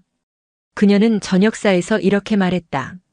저는 오늘 32년간 입었던 군복을 벗습니다. 하지만 저의 싸움은 끝나지 않았습니다. 진정한 영웅은 제가 아니라 지금 이 순간에도 각자의 자리에서 묵묵히 편견과 싸우고 있는 여러분 모두입니다. 저는 이제 군 외부에서 여러분이 더 이상 부당한 눈물을 흘리지 않는 세상을 만들기 위해 노력할 것입니다. 군복은 벗지만 군인 정신은 영원히 제 가슴속에 살아있을 것입니다. 충성. 전역 후 그녀는 남편 박진우와 함께 군 인권 및 성평등 연구소를 설립했다. 그녀의 연구소는 군 내에서 벌어지는 여자들이 운전할 때 말이야. 바지가 편해, 치마가 편해? 오늘 사연 모음집에서 들려드릴 사연은 단순한 호기심을 가장한 이 한마디가 어떻게 한 여군의 명예에 칼날이 되어 박혔는지, 그리고 그녀가 모든 것을 걸고 시작한 처절한 반격에 대한 이야기입니다. 경기도 안양 수도군단 제백 수송대대 차고지. 디젤 유증기와 희미한 흙먼지가 뒤섞인 공기는 군부대의 아침을 상징했다. 거대한 경납고 같은 차고지 안에는 녹색 위장 도색을 한 군용 트럭들이 열을 맞춰 도열해 있었다. K511 일명 두돈반이라 불리는 육중한 트럭들 사이로 이제 갓 24을 넘긴 윤서와 하사가 분주하게 움직였다. 전투복 소매를 팔꿈치까지 걷어올린 그녀의 손에는 기름때 묻은 장갑과 점검표가 들려 있었다. 타이어 공기압 이상 무. 엔진 오일 누유 흔적 없음. 냉각수 레벨 정상. 혼잣말처럼 중얼거리며 그녀는 능숙하게 차량 하부를 살피고 타이어를 발로 툭툭 차보며 장력을 확인했다. 여자라는 이유로 운전병 보직에 대해 수군거리는 시선들을 실력으로 잠재우고 싶었다. 매일 아침 누구보다 먼저 출근에 배차된 차량을 완벽한 상태로 만들어 놓는 것은 그녀만의 자존심이었다. 그때 차고지 입구에서부터 묵직한 군화 소리가 울려 퍼졌다. 소리의 주인은 보지 않아도 알 수 있었다. 윤서아의 미간이 순간 찌푸려졌다가 이내 억지로 펴졌다. 충성. 박기범 상사님 출근하셨습니까? 서아는 자세를 바로 하고 꼿꼿하게 경례했다. 그녀의 직속 상관이자 이 부대의 배차 담당관인 박기범 상사였다. 40을 앞둔 그의 얼굴에는 심술과 권태가 뒤섞여 있었고 유난히 튀어나온 광대뼈는 그의 인상을 더욱 날카롭게 만들었다. 박 상사는 서아의 경례를 건성으로 받아넘기며 그녀가 점검하던 트럭으로 다가왔다. 그는 마치 매를 찾는 사냥개처럼 날카로운 눈으로 트럭을 훑었다. 아침부터 윤하는 윤하사 그렇게 낑낑댄다고 차가 알아주나? 비아냥거림이 담긴 목소리. 서아는 말없이 고개를 숙였다. 오늘 사령부 본청으로 가는 배차 윤하사한테 줬는데. 준비는 다 됐고? 네, 그렇습니다. 점검 거의 마쳤고 운행일지 작성하면 바로 출발 가능합니다. 사령부 가는 길이면 높은 분들 많이 볼 텐데. 꼴이 그게 뭐야? 얼굴에 기름이나 묻히고. 여군이 좀 단정해야지. 박 상사는 혀를 차며 서아의 전투복을 위아래로 훑었다. 시선에 담긴 불쾌한 감각에 서아는 주먹을 꽉 쥐었다. 여군이라는 단어에 유독 힘을 주는 그의 말투가 하루 이틀이 아니었다. 죄송합니다. 바로 정돈하겠습니다. 죄송할 것까진 없고. 근데 말이야, 내가 전부터 궁금했던 게 있는데. 박 상사는 한 걸음 더 다가섰다. 그의 입에서 역한 담배 냄새가 풍겨왔다. 여자들이 운전할 때 말이야. 바지가 편해, 치마가 편해? 네. 서하는 순간 자신의 귀를 의심했다. 아니, 운전하려면 페달 밟고 기어 바꾸고 계속 다리를 움직여야 하잖아. 바지 입으면 그 사타구니 쪽이 좀 불편하지 않나? 차라리 전투복 치마 같은 거 입고 운전하면 아랫도리도 자유롭고 통풍도 잘 되고 편하지 않을까 해서. 그는 능글맞은 미소를 지으며 짓거렸다. 명백한 성희롱이었다. 서아의 얼굴이 싸늘하게 굳었다. 분노가 치밀어 올랐지만 상사와 하사라는 계급장이 목을 짓눌렀다. 이곳은 사회가 아니었다. 업무와 관련 없는 질문이신 것 같습니다. 서아가 간신히 뱉어낸 대답이었다. 그 순간 박 상사의 얼굴에서 웃음기가 싹 사라졌다. 그의 눈빛이 순식간에 차갑고 포악하게 변했다. 뭐라고? 낮고 위협적인 목소리가 차고지를 울렸다. 지금 하사가 상사한테 토다는 거냐? 내가 그냥 궁금해서 물어볼 수도 있는 거 아니야? 부대 분위기 좀 편하게 해보려고 농담 한마디 한 걸 가지고 그렇게 정색을 해? 농담으로 들리지 않았습니다. 이게 진짜. 박 상사는 금방이라도 손을 들어 올릴 것처럼 험악한 기세로 다가왔다. 서아는 본능적으로 몸을 움츠렸다. 그의 폭력적인 성향은 이미 부대 내에서 유명했다. 윤서하사. 여군이라고 오냐오냐 해줬더니 선임이 하는 말이 말 같지 않지? 운전병? 여자가 무슨 운전병이야. 얌전히 행정이나 볼 것이지 운전대 잡고 나대 씨발. 대답 안 해? 군 생활 편하게 하고 싶으면 알아서 잘해. 선임이 말 걸면 웃으면서 대답하고 시키는 건 군소리 없이 하고. 알겠어? 알겠습니다. 굴욕감에 입술이 바싹 말랐다. 서아는 이를 악물고 대답했다. 박 상사는 쯧하고 혀를 차더니 아무 일 없었다는 듯 뒤돌아 배차실로 걸어갔다. 혼자 남은 서아는 한동안 그 자리에 서서 떨리는 숨을 골라야 했다. 손이 부들부들 떨려들고 있던 점검표를 바닥에 떨어뜨렸다. 이런 식의 언어폭력과 성희롱은 그가 부임한 지난 6개월 동안 계속되어 왔다. 처음에는 무시하려 했다. 군대니까 원래 이런 사람들이 있으니까 버티면 된다고 생각했다. 하지만 시간이 지날수록 괴롭힘의 수위는 점점 높아졌고 서아의 정신은 갉아먹히고 있었다. 운행 준비를 마친 서아가 배차실 문을 열고 들어섰다. 박 상사는 다리를 꼬고 앉아 스마트폰 게임에 열중하고 있었다. 충성. 사령부 본청 운행 출발 보고 드립니다. 운행일지 저기다 놓고 가. 그는 눈길 한 번 주지 않고 퉁명스럽게 말했다. 서아가 운행일지를 결제판에 올려놓는 순간 박 상사가 게임을 멈추고 고개를 들었다. 아, 맞다. 윤하사. 네, 상사님. 오늘 사령부 의전 행사 때문에 본청 앞에 높으신 분들 많이 올 거야. 운전 똑바로 해. 괜히 얼쩡거리다가 사고 내지 말고. 명심하겠습니다. 그리고 복귀할 때 PX 들러서 내 담배 한 보루랑 커피 믹스 큰 거 한 통 사와. 내 돈으로. 그는 지갑에서 꼬깃꼬깃한 지폐 몇 장을 꺼내 책상 위로 던졌다. 명백한 사적 지시였다. 하지만 거절할 수 없었다. 알겠습니다. 서아가 뒤돌아 나가려는 순간 박 상사가 다시 그녀를 불렀다. 잠깐. 그의 시선이 다시 서아의 머리부터 발끝까지 훑었다. 생각할수록 웃기네. 여자가 두 돈반 핸들 잡고 있는 그림. 영 어색하단 말이야. 차라리 조수석에 앉아서 커피나 타주는 게 딱 어울리는데. 안 그래? 대답. 박 상사의 목소리가 날카로워졌다. 서아는 입술을 깨물었다. 잘 모르겠습니다. 모르긴 뭘 몰라. 표정 보니까 내 말이 기분 나빠 죽겠다는 표정이구만. 그는 자리에서 일어나 서아에게 천천히 다가왔다. 위압적인 그의 덩치에 서아는 자신도 모르게 뒷걸음질 쳤다. 윤하사. 내가 왜 너한테만 이러는 것 같아? 모르겠습니다. 넌 하사고 난 상사니까.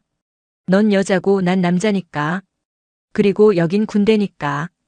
네가 아무리 발버둥 쳐도 여긴 남초 조직이고 계급 사회야. 내가 할 수 있는 건 없어.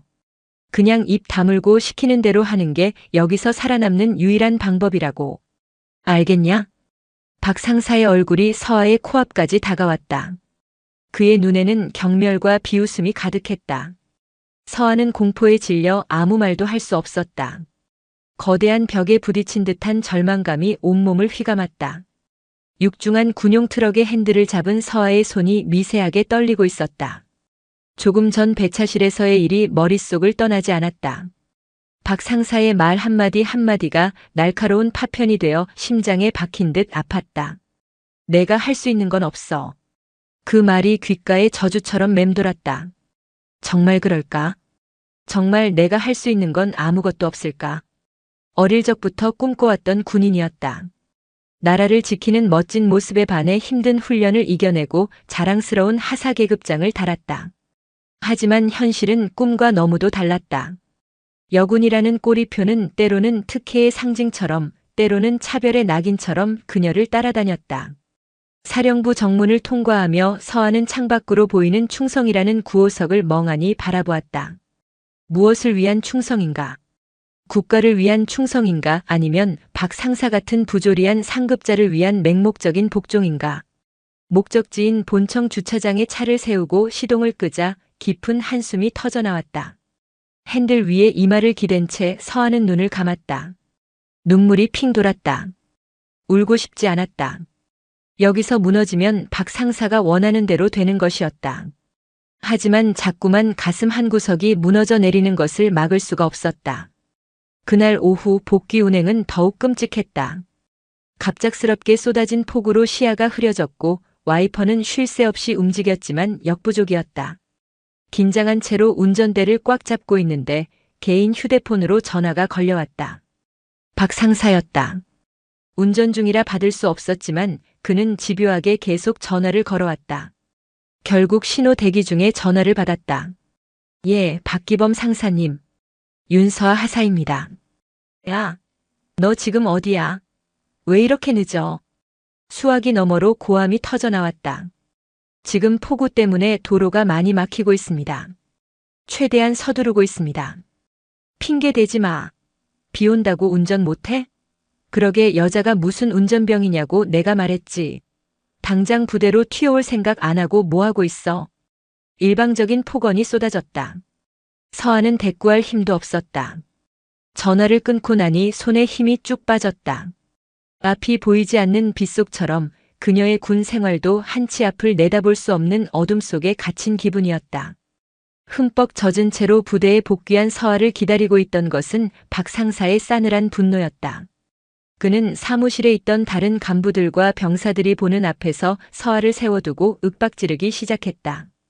복귀 시간이 몇 시인데 이제 기어들어와. 비 좀 온다고 거북이 운전했어? 죄송합니다. 도로 상황이 좋지 않았습니다. 죄송하면 다야? 내가 늦게 오는 바람에 야간 근무 교대할 배차가 꼬였잖아.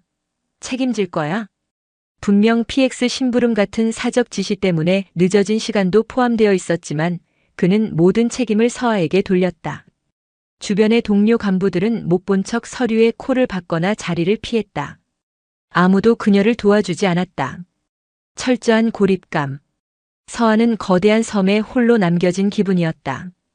그의 고함은 셔츠 단추가 풀어져 속옷이 살짝 보인다는 인신공격으로까지 이어졌다. 수치심과 분노, 절망감이 뒤섞여 서하는 더 이상 버틸 수가 없었다.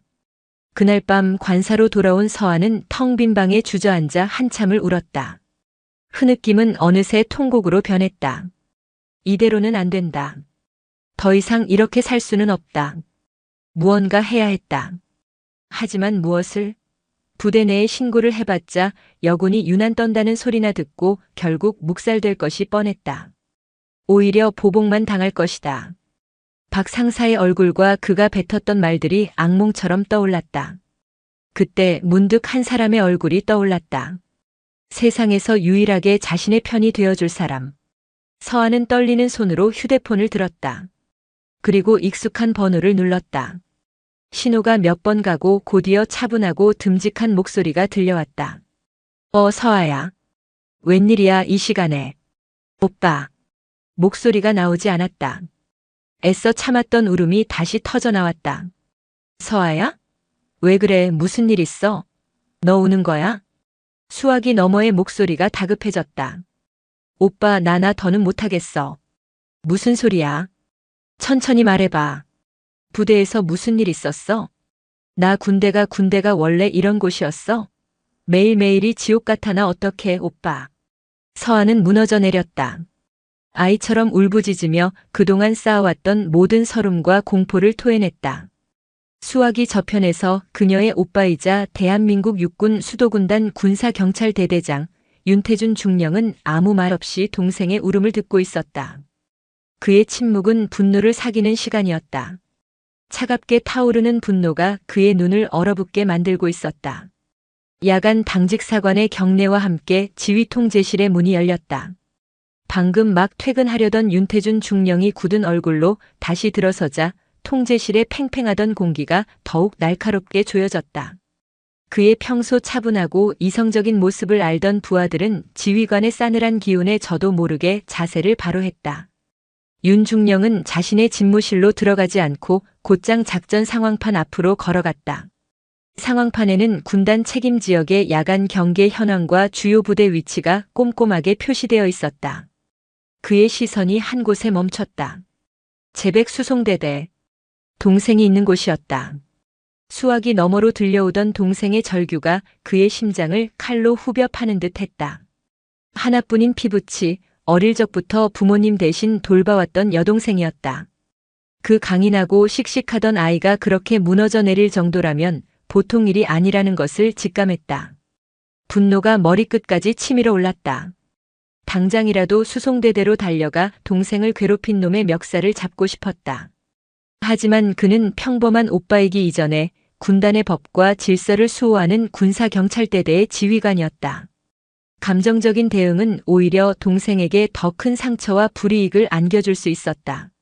사적 감정으로 군율을 어긴 지휘관이라는 오명은 진실의 힘을 약하게 만들 뿐이었다. 그는 차갑게 분노를 억누르며 머릿속에서 가장 빠르고 정확한 수를 계산하기 시작했다. 당직사관. 네, 중령님. 내일 아침 08시 정각 수사과장과 성범죄 수사대장 내 집무실로 오라고 전달해. 긴급 현안 회의. 알겠습니다. 그는 다시 개인 휴대폰을 들고 동생에게 문자를 보냈다.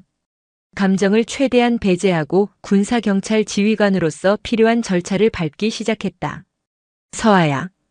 지금부터 내가 하는 말 잘 들어. 첫째, 내일 아침 바로 의무대를 가서 진료를 받고 스트레스로 인한 불안, 불면증 등의 소견을 받아도. 둘째, 지금까지 있었던 모든 일을 기억나는 대로 전부 기록해. 날짜, 시간, 장소, 그리고 그 새끼가 했던 말과 행동, 주변에 누가 있었는지까지. 사소한 거 하나도 빼놓지 말고. 셋째, 절대 그놈과 단둘이 마주치지 마. 무슨 일 있어도.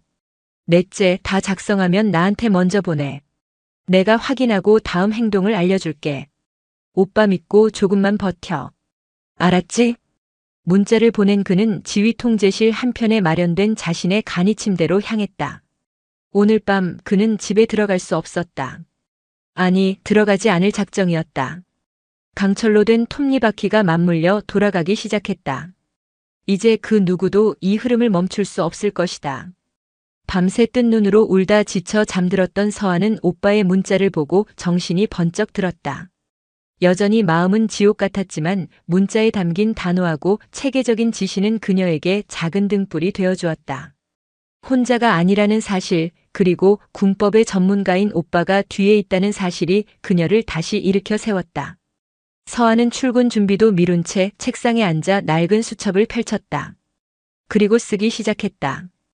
박기범 상사가 처음 부임했던 날부터 사소한 비아냥거림, 회식 자리에서의 불쾌한 농담, 운전 실력을 트집 잡아 동료들 앞에서 모욕을 줬던 일치마 발언, 사적인 심부름 폭언이 담긴 통화까지.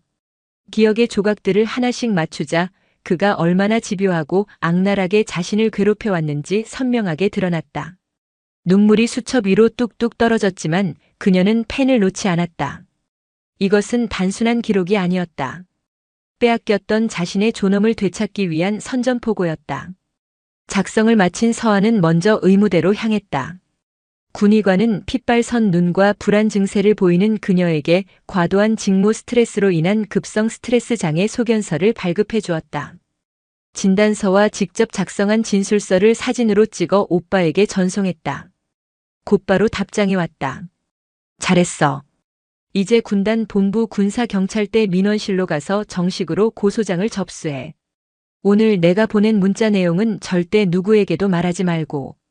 무슨 일이 있더라도 넌 개인의 판단으로 정식 절차를 밟는 거야. 알겠지? 오빠의 의도를 깨달은 서아는 입술을 꽉 깨물었다. 이것은 오빠가 지휘관의 권력을 남용했다는 공격을 원천 차단하기 위한 조치였다. 철저하게 피해자인 윤서와 하사 개인의 고소 사건으로 만들어 그 어떤 외부의 압력도 개입할 수 없도록 판을 짜고 있는 것이었다. 서한은 비장한 각오로 군단 본부를 향해 발걸음을 옮겼다. 충성. 수사과장인 김진표 소령과 성범죄 수사대장 한미진 대위가 윤태준 중령의 집무실로 들어섰다. 윤 중령은 밤새 한숨도 못 잔 사람이라고는 믿기지 않을 정도로 흐트러짐 없는 모습으로 그들을 맞았다. 앉아. 회의는 서론 없이 시작되었다. 오늘부로 제백수송대대 소속 박기범 상사에 대한 내사에 착수한다. 두 사람의 얼굴에 긴장감이 감돌았다. 혐의는 직권남용, 모욕, 성희롱. 피해자는 같은 부대 윤서와 하사. 잠시 후 윤 하사가 우리 부대 민원실에 정식으로 고소장을 접수할 예정이다. 한미진 대위의 눈이 살짝 커졌다. 지휘관이 내사를 지시한 사건의 피해자가 직접 고소장까지 접수하는 것은 사건의 진실성과 심각성을 반증하는 것이었다. 김소령. 네, 중령님. 자네는 오늘부로 수사팀을 꾸려. 나와 한 대위를 제외하고 가장 유능하고 입이 무거운 수사관들로만 수사팀의 모든 활동은 나에게 직보하도록. 외부에는 절대 보안을 유지한다. 명심하겠습니다. 한 대위. 네, 중령님. 자네가 피해자 조사를 전담해.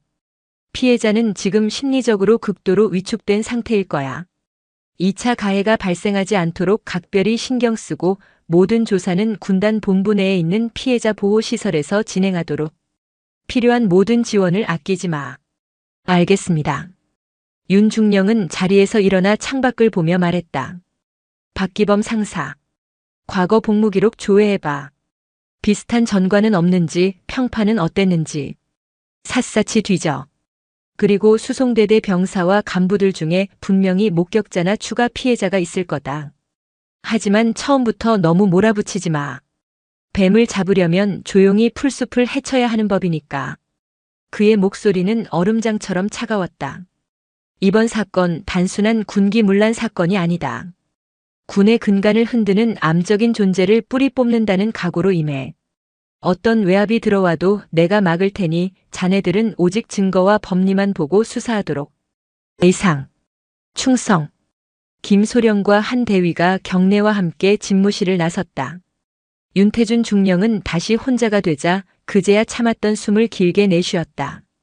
이제 주사위는 던져졌다. 수도군단 군사경찰대 소속이라는 표식이 선명한 레토나 차량 한 대가 백수송대대 위병소를 조용히 통과했다. 대대 본부 앞에 차를 세운 것은 수사과장 김진표 소령과 수사관 한 명이었다. 그들의 등장은 조용했던 부대에 작은 파문을 일으켰다. 군사경찰은 웬일이지? 누가 사고 쳤나 봐. 병사들과 간부들이 수군거렸다. 김소령은 곧장 대대장실로 향했다. 갑작스러운 군사경찰 소령의 방문에 수송대대장은 당황한 기색이 역력했다. 충성. 군사경찰대 수사과장 김진표 소령입니다. 협조 요청차 방문했습니다. 아, 예. 충성. 어서 오십시오. 무슨 일이십니까? 김소령은 딱딱한 표정으로 말했다. 귀 부대 소속 인원들에 대한 참고인 조사가 필요합니다. 보안 유지가 필요한 사안이니 저희가 요청하는 인원을 조용히 지정된 장소로 보내주시면 감사하겠습니다. 대대장은 참고인이라는 말에 안도하면서도 무슨 큰일인가 싶어 불안한 표정을 지었다. 알겠습니다. 누구를? 우선 배차실에서 근무하는 병사들과 최근 한 개월 이내 윤서와 하사와 함께 운행을 나갔던 인원들 명단을 요청합니다. 윤서와 하사의 이름이 나오자 대대장의 얼굴이 살짝 굳었다. 그제야 그는 군사경찰의 방문 목적이 무엇인지 어렴풋이 짐작할 수 있었다. 한편 같은 시각 한미진 대위는 군단 본부의 피해자 지원센터에서 윤서와 하사와 마주 앉아 있었다. 아늑하게 꾸며진 상담실은 군부대라는 느낌이 들지 않았다. 윤하사 많이 힘들었죠? 이제 괜찮아요. 여기서는 어떤 이야기도 편하게 해도 됩니다. 한 대위의 따뜻한 목소리에 서하는 자신도 모르게 눈시울이 붉어졌다. 그녀는 밤새 작성했던 진술서를 바탕으로 지난 6개월간 겪었던 일들을 차분하게 털어놓기 시작했다. 한 대위는 연신 고개를 끄덕이며 그녀의 말에 귀를 기울였고 모든 진술을 꼼꼼하게 기록했다. 서한은 처음으로 자신의 고통을 온전히 이해해주는 사람을 만난 기분에 막혔던 속이 조금이나마 뚫리는 것을 느꼈다. 군사경찰의 조사는 조용하고 신속하게 이루어졌다. 참고인으로 지목된 병사들과 간부들은 한 명씩 군단 본부로 불려가 조사를 받았다. 대부분은 박기범 상사가 두려워 잘 모르겠습니다. 기억나지 않습니다라는 말만 반복했다. 하지만 수사팀은 포기하지 않았다. 김진표 소령은 특히 배차실 행정병이었던 김민준 일병을 주목했다. 그는 유독 눈치를 보고 겁에 질려 있었다. 김일병. 군사경찰의 수사에 거짓으로 진술하거나 사실을 은폐하는 것 또한 처벌 대상이라는 사실 알고 있나? 네, 알고 있습니다. 박기범 상사가 윤서와 하사에게 어떻게 대했는지 자네가 보고 들은 것을 그대로 말해주면 된다. 자네는 그저 참고인일 뿐이야. 우리가 자네에게 불이익을 줄 일은 없어. 오히려 진실을 말하는 것이 자네를 보호하는 길일 수도 있고. 김소령의 끈질긴 설득과 회유에 김일병은 한참을 망설이다 마침내 무거운 입을 열었다. 박 상사님께서 윤 하사님께 유독 심하게 하셨습니다. 다른 간부님들 안 계실 때 욕도 하시고 여자가 운전대를 잡는 게 아니다 같은 말씀도 자주 하셨습니다. 또 다른 건 없나? 예를 들어 사적인 심부름을 시킨다거나. 네. 담배나 커피 같은 거 사오라고 하시는 것 여러 번 봤습니다. 작은 균열이 생기기 시작했다. 수사팀은 김일병의 진술을 확보한 뒤 그와 비슷한 시기에 근무했던 다른 병사들을 집중적으로 추궁했다. 그러자 저도 들었습니다. 저도 봤습니다라는 진술이 하나둘씩 터져나오기 시작했다. 두려움에 억눌려 있던 진실이 마침내 수면 위로 떠오르고 있었다. 박기범 상사는 여전히 아무것도 모른 채 평소처럼 배차실에서 거들먹거리고 있었다. 그는 서아가 오늘따라 보이지 않는 것을 그저 몸이 아파 병가라도 냈으려니 하고 대수롭지 않게 생각했다. 자신을 향해 조여오는 강철의 톱니바퀴가 돌아가는 소리를 전혀 감지하지 못한 채 그날 오후 늦게 마침내 김진표 소령과 수사관들이 다시 수송대대를 찾았다. 이번에 그들이 향한 곳은 대대장실이 아닌 배차실이었다. 문이 열리고 군사경찰 완장을 찬 이들이 들어서자 배차실의 모든 시선이 그들에게 쏠렸다. 박기범 상사는 귀찮다는 듯 인상을 쓰며 자리에서 일어났다. 무슨 일들이야, 여긴 어쩐. 김진표 소령이 그의 말을 잘랐다. 그는 차가운 눈으로 박 상사를 응시하며 주머니에서 수사 서류를 꺼내 보였다. 박기범 상사. 수도군단 군사경찰대 수사과장입니다. 김소령의 낮고 단호한 목소리가 배차실에 울려 퍼졌다. 당신을 직권 남용, 모욕, 성희롱 혐의의 피의자 신분으로 조사하겠습니다. 지금부터 묵비권을 행사할 수 있으며 변호인을 선임할 권리가 있습니다. 자, 저희와 함께 가주시죠. 박기범 상사의 얼굴에서 거만함이 순식간에 사라졌다. 그의 눈동자가 당황과 충격 그리고 이해할 수 없다는 혼란으로 격렬하게 흔들리고 있었다. 취조실의 공기는 차갑고 건조했다. 흰 벽과 철제 책상 그리고 모든 것을 기록하는 카메라 렌즈 외에는 아무것도 없는 공간. 방금 전까지 부하들을 호령하던 박기범 상사는 이제 책상 너머에 앉은 수사관과 마주한 한 명의 피의자일 뿐이었다.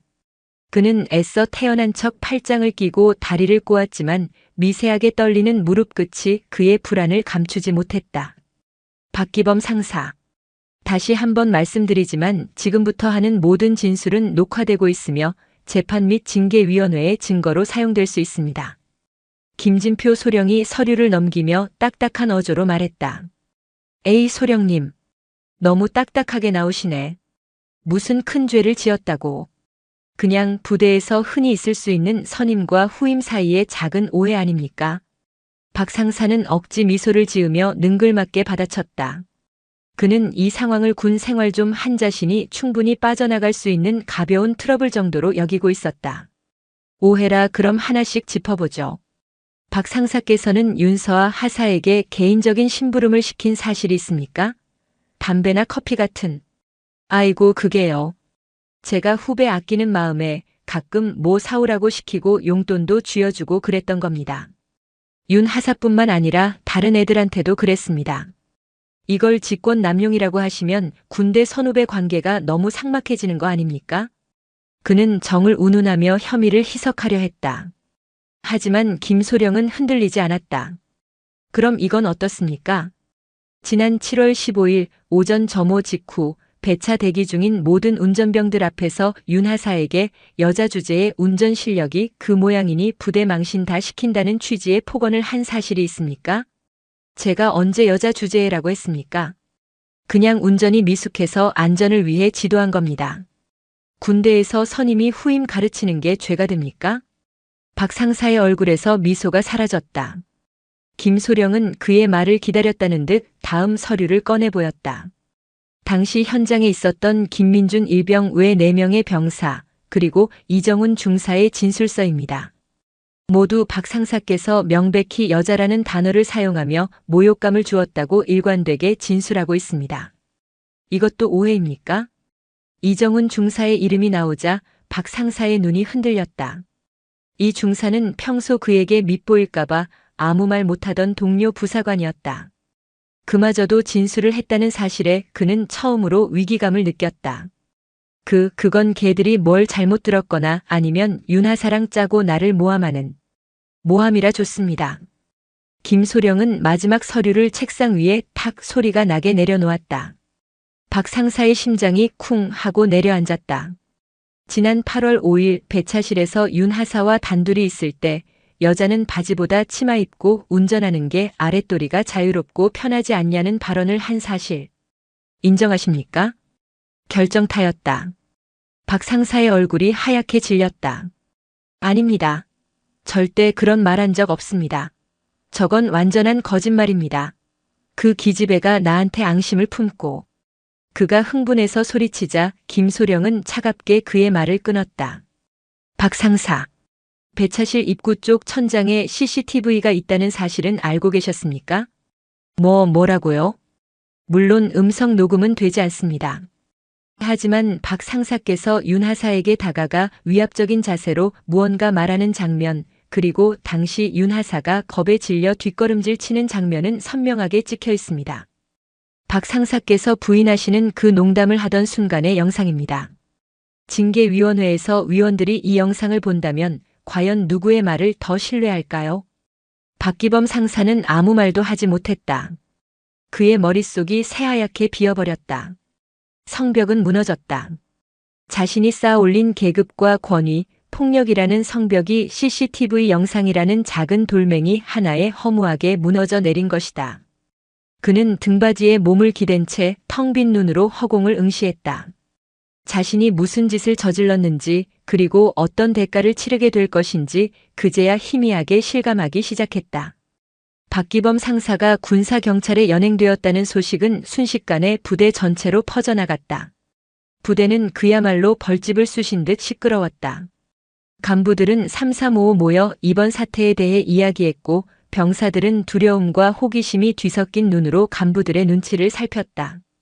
특히 박 상사와 친하게 지내며 그의 행동을 묵인하거나 동조했던 몇몇 부사관들은 좌불안석이었다.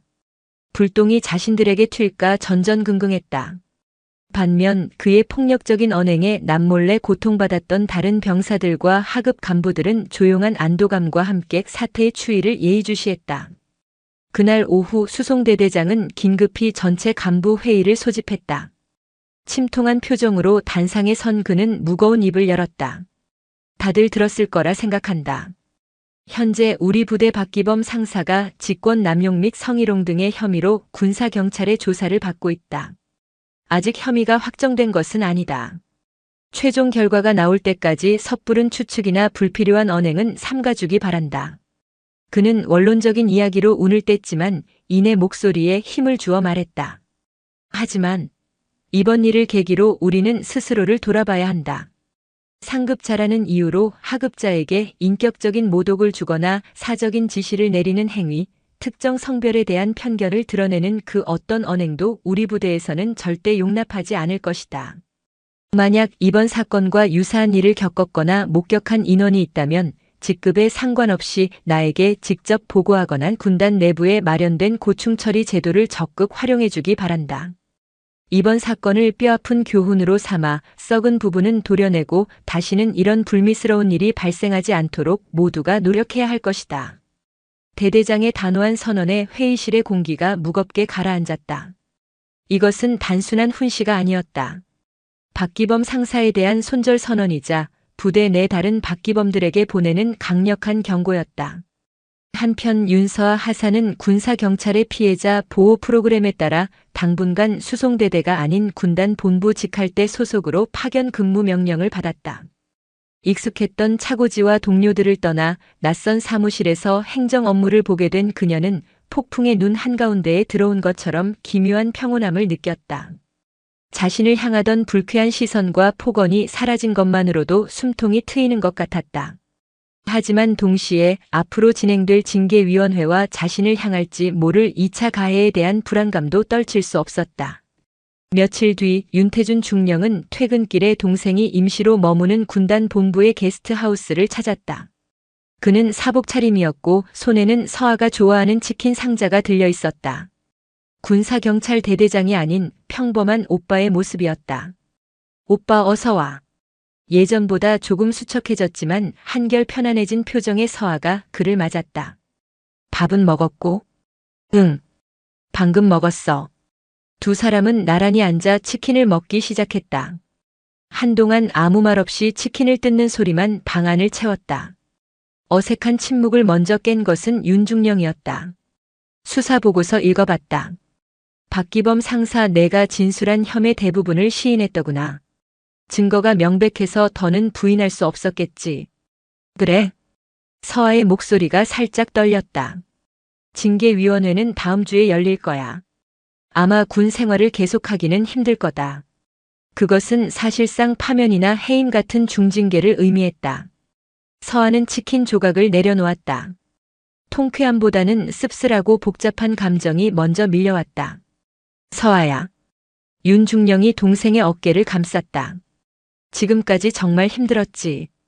혼자서 그 모든 걸 견디느라 얼마나 무서웠겠냐. 오빠가 더 빨리 알아채지 못해서 미안하다. 그 말에 서아는 참고 있던 눈물을 터뜨렸다.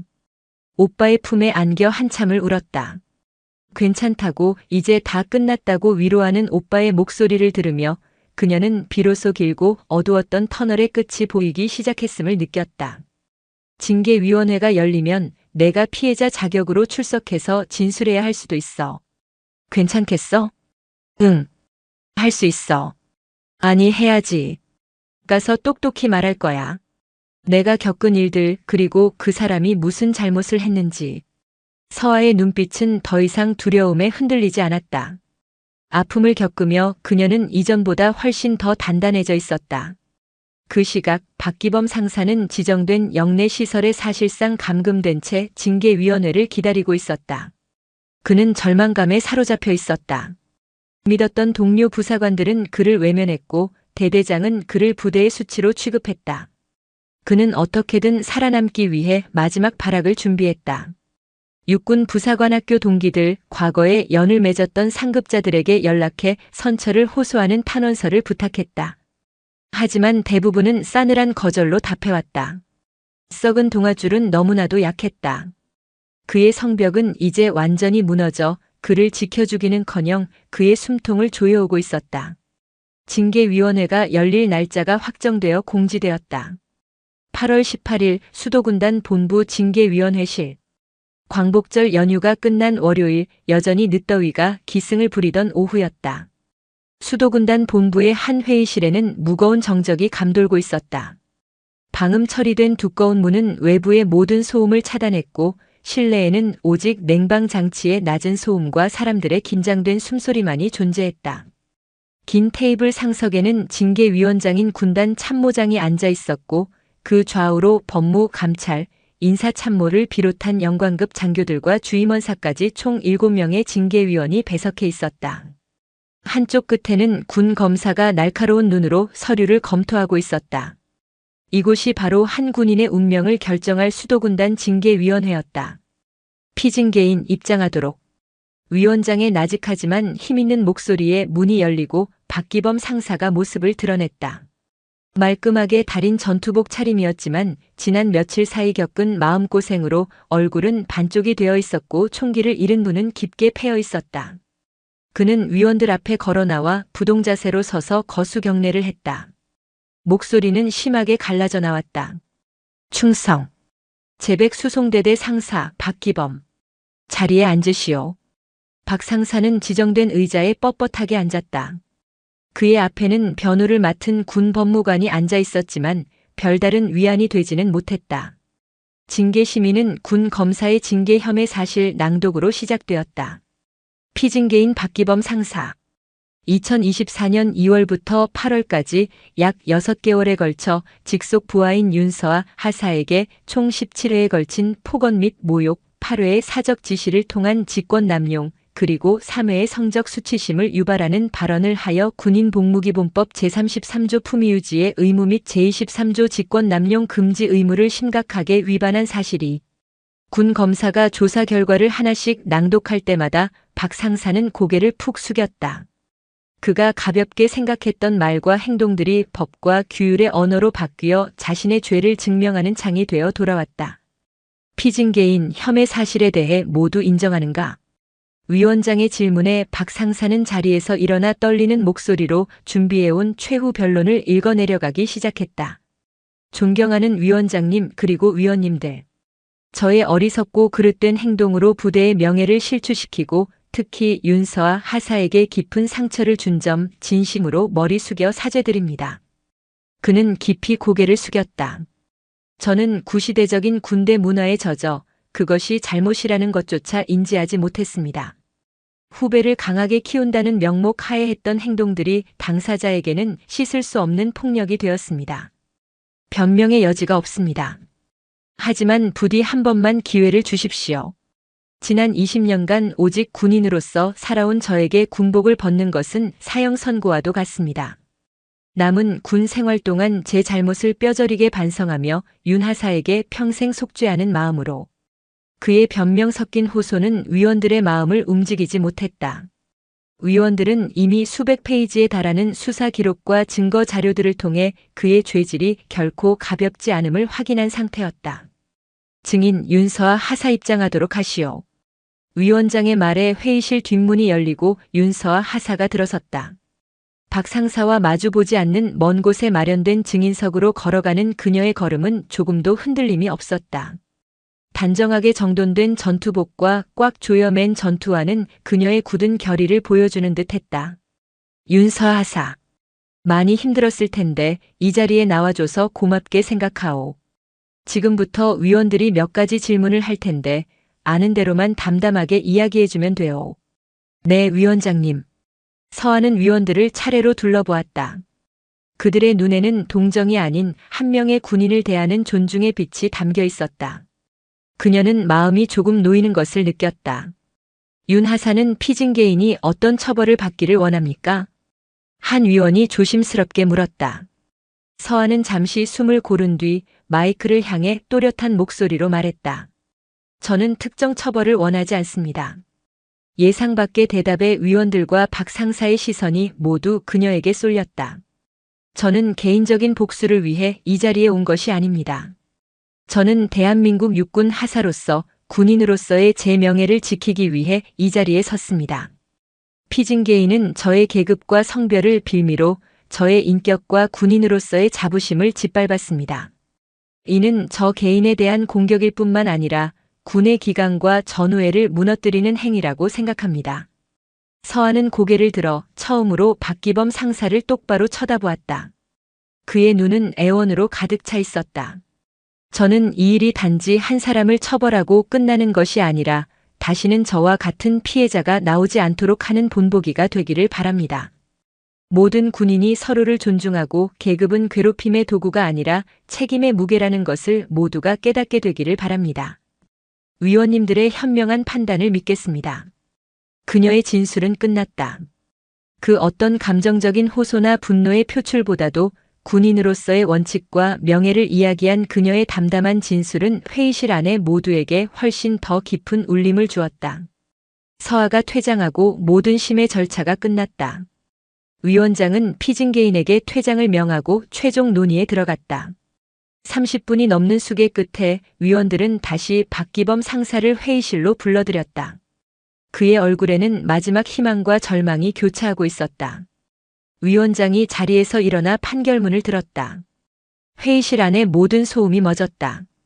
징계 의결 결과. 피징계인 상사 박기범. 위원장의 시선이 박 상사에게 고정되었다. 수도군단 보통징계위원회는 피징계인의 징계 혐의 사실이 모두 인정되고 그 죄질이 매우 불량하며 하급자에 대한 반복적인 인권 침해는 군 조직의 근간을 훼손하는 중대 비위로서 군인으로서의 신분을 유지시키는 것이 현저히 부적절하다고 판단. 군인사법 제57조 제1항에 의거 전원일치 의견으로. 위원장은 잠시 말을 멈췄다. 박 상사는 자기도 모르게 마른 침을 삼켰다. 피징계인을 파면에 처한다. 파면. 그 단어가 박기범 상사의 귀에 박히는 순간 그의 세상이 무너져 내렸다. 파면. 군인에게 내려질 수 있는 가장 무거운 징계. 단순히 군복을 벗는 것이 아니었다. 지난 20년간의 군 생활이 통째로 부정당하고 모든 명예와 계급이 박탈되며 앞으로 받을 연금의 절반 이상이 사라지는 극형이었다. 그는 사회에 맨몸으로 내던져지는 것이었다. 박 상사는 주저앉을 듯 휘청거렸다. 그의 입에서 의미 없는 신음이 새어나왔다. 위원장은 차가운 눈으로 그를 내려다보며 말을 이었다. 이상으로 징계위원회를 마친다. 피징계인은 즉시 대기 장소로 이동하여 관련 절차를 이행하기 바란다. 군사경찰 2명이 다가와 그의 양팔을 부축했다. 그는 마치 영혼이 빠져나간 인형처럼 힘없이 끌려나갔다. 회의실 문이 닫히는 순간 그의 등 뒤로 대한민국 군인 박기범의 인생도 함께 닫혔다. 사건은 그렇게 마무리되었다. 박기범 상사의 파면 소식은 군단 전체에 큰 경종을 울렸다. 각 부대는 성인지 교육 및 인권 교육을 대폭 강화했고 지휘관들은 부하들과의 소통에 더욱 신경 쓰기 시작했다. 제백 수송대대는 말 그대로 환골탈태했다. 부조리의 상징이었던 인물이 사라지자 그를 추종하거나 묵인하던 분위기도 자연스럽게 소멸했다. 새로운 배차 담당관은 모든 운전병을 동등하게 대했고 실력 위주로 업무를 배정했다. 윤서와 하사는 파견 근무를 마치고 부대로 복귀하지 않았다. 대신 그녀에게 새로운 인사명령이 내려왔다. 군단 직할 부대인 군수지원대대 정비중대 수송반장. 하사 계급에게는 이례적인 보직이었다. 운전뿐만 아니라 차량 정비와 후배 교육까지 책임지는 중요한 자리였다. 그녀의 강직함과 용기, 그리고 뛰어난 운전 실력을 높이 산 군단의 배려였다. 몇 달 뒤 가을 햇살이 훈련장을 따스하게 비추고 있었다. 핸들은 10시 10분 방향으로 가볍게. 시선은 멀리 전방을 주시하고 차체 폭을 항상 생각해야 합니다. 윤서와 하사가 신임 운전병들을 대상으로 KO1일 조작법을 교육하고 있었다. 그녀의 목소리에는 자신감과 전문성이 넘쳤다. 교육생들은 성별에 상관없이 윤서와 반장님을 최고의 운전병이자 존경하는 선임으로 따랐다.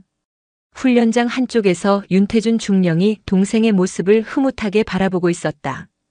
그는 잠시 동생을 보러 들른 길이었다. 서아는 오빠를 발견하고는 교육생들에게 잠시 자습을 명한 뒤 그에게 달려왔다. 오빠 웬일이야? 지나가는 길에. 우리 동생 잘하고 있나 감시하러 왔지. 태준이 웃으며 말하자 서아가 발끈하며 대꾸했다. 감시는 무슨. 나 이제 이 구역 최고참이야. 두 사람은 나란히 훈련장을 걸었다. 열을 맞춰 주차된 군용 트럭들, 씩씩하게 훈련받는 병사들의 모습이 평화로웠다.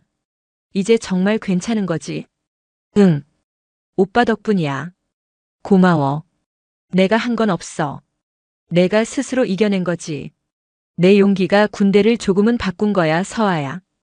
윤태준 중령은 진심으로 말했다. 한 사람의 용기가 썩은 고름을 터뜨렸고 그 상처가 아무는 과정에서 조직은 더 건강해졌다. 비록 느리고 힘들지라도 그렇게 세상은 아주 조금씩 앞으로 나아가는 법이었다. 서아는 자신의 손을 내려다보았다. 한때는 절망 속에서 떨기만 했던 손. 이제 그 손은 후배들의 길을 이끌어주는 단단한 핸들을 잡고 있었다. 얼어붙었던 핸들은 그녀 자신의 의지로 녹였고 이제 그 길 위에는 따스한 가을 햇살이 가득했다. 그녀는 더 이상 혼자가 아니었다. 오늘 사연 모음집의 이야기 어떠셨나요? 구독과 좋아요, 그리고 당신은 어디서 보고 계신지 댓글로 남겨주세요. 여러분의 응원이 사연 모음집에는 큰 힘이 됩니다. 감사합니다.